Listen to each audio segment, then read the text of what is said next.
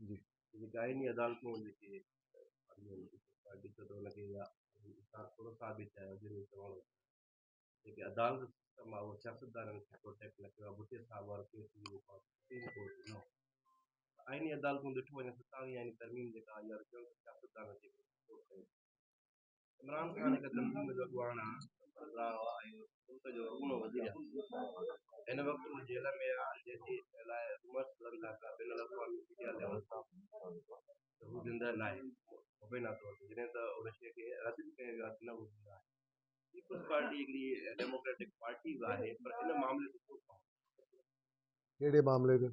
इमरान ख़ान वारे में न, इमरान ख़ान सां ख़ामोश वारी तव्हां अगरि ॻाल्हि पुछा था कयो त ख़ामोशी न आहे, मतिलबु पॉलिटिकली असांजा रस्ता ॿिया आहिनि न। उहो बि पॉलिटिकल पार्टी आहे, उहो त आहे, पर मतिलबु हिमल जी ॻाल्हि तव्हां पुछा कयो था न, गॾु न आहियूं न। गॾु केरु आहिनि? नून लीग और पीपल्स पार्टी। वो ऑपोजिशन में वेहन भी ऑपोजिशन में था, तो वो तो डेमोक्रेसी आहे, उनजी मर्ज़ी आहे। अगरि तव्हां चओ था सपोर्ट छो नथा कयूं, अगरि इहा ॻाल्हि पुछा तव्हांजो सुवाल इहो आहे सपोर्ट छो नथा कयूं, त पॉलिटिकल असांजा पॉलिटिकल रस्ता साॻी न आहिनि। डेमोक्रेसी साॻी आहे, पर रस्तो टुवर्ड्स डेमोक्रेसी हुन जो हिन पासे को असांजो हिन पासे को। हर पार्टी में ईअं थींदो आहे। सपोर्ट डेमोक्रेसी खे कबो, उन में को ॿ राया कोन।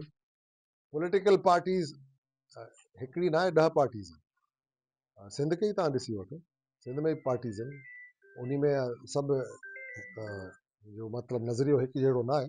MQM बि साॻी हुकूमत में आहे, असां बि आहियूं, त सॼो ॾींहुं तव्हां ॾिसो था गोड़ हले पियो पाण में आहे। त इहे त आहिनि प्रॉब्लम्स आहिनि, इन मां चऊं जो बाबा हाणे सभु शइ ठीकु आहे या असां गॾु आहियूं, त इहो ग़लति ॻाल्हि आहे। रूमर्स आहिनि त जीअं इमरान ख़ान इक़्तिदार में आयो, टिनि सीटुनि खां पोइ 2/3 मेजॉरिटी में आयो, उहो कीअं आयो, उनते माण्हू सवाल उथारनि था त एस्टेब्लिशमेंट जे आशीर्वाद सां आयो। नवाज़ शरीफ ख़ुदि एस्टेब्लिशमेंट जी पैदावार, पीपल्स पार्टी जदोजहद जी पैदावार आहे, शहीदनि जी वारिस आहे।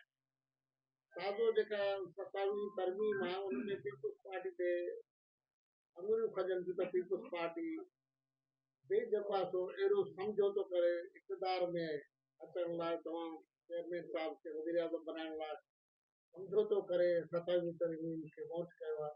उन बाबति तव्हां पीपल्स पार्टी अहम अॻुवान आहियो, तव्हां छा था सम्झो? उहो ज़ाहिर जॾहिं थींदो जॾहिं बिलावल साहब प्राइम मिनिस्टर थिए न,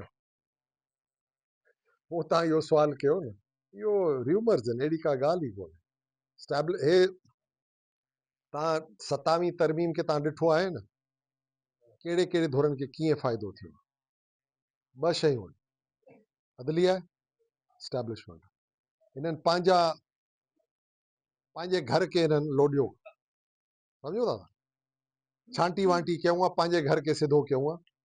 उहो सही आहे ग़लति उहो आहे डिबेटेबल आहे, जेकी ॻाल्हि तव्हां कयो था, पर ज़ोर इन 2 शयुनि ते हुयो। हाणे फिरी को असांजे मथां ज़ोर पए थो 28वीं तरमीम जे तहत, उहो पोइ ॾिसंदासीं उन किसे खे, जेको हालात हलनि था या इहो र्यूमर्स हलनि थियूं। 27th जेकी अमेंडमेंट हुई, उहा टारगेटेड 2 शयुनि ते, असांजे एस्टेब्लिशमेंट, उन्हनि पंहिंजो घर हेठि मथे करे सिधो कयूं, जीअं बि कयूं पाण कयूं, पुछा गुछाई कंहिं को नथा कयूं, असां उहो ख़ाली करायूं पंहिंजो वोट।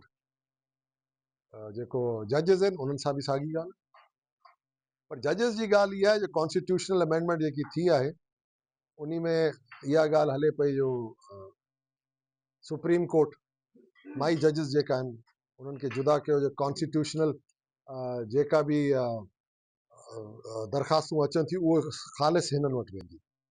उन खां अलावा जेको सुप्रीम कोर्ट जा ॿिया बि जजिस आहिनि उहे हलाइनि। 90% फॾो ई कॉन्स्टिट्यूशन जो आहे न, जेको प्रॉब्लम्स अचनि था उहे कॉन्स्टिट्यूशनल ई अचनि था मथे, उहो हुननि वटि वेंदियूं। ज़ाहिर आहे उन में हिकिड़ो प्रॉब्लम असां ॾिसूं था, उहो इहा सिधी ॻाल्हि आहे, जंहिं तरीक़े सां उहे जजिस खे रखियो वञे थो या हटाए वञे थो, उन में थोरो मसइलो आहे। असल ॻाल्हि इहा, उहा उन्हनि जे हथ में न आहे।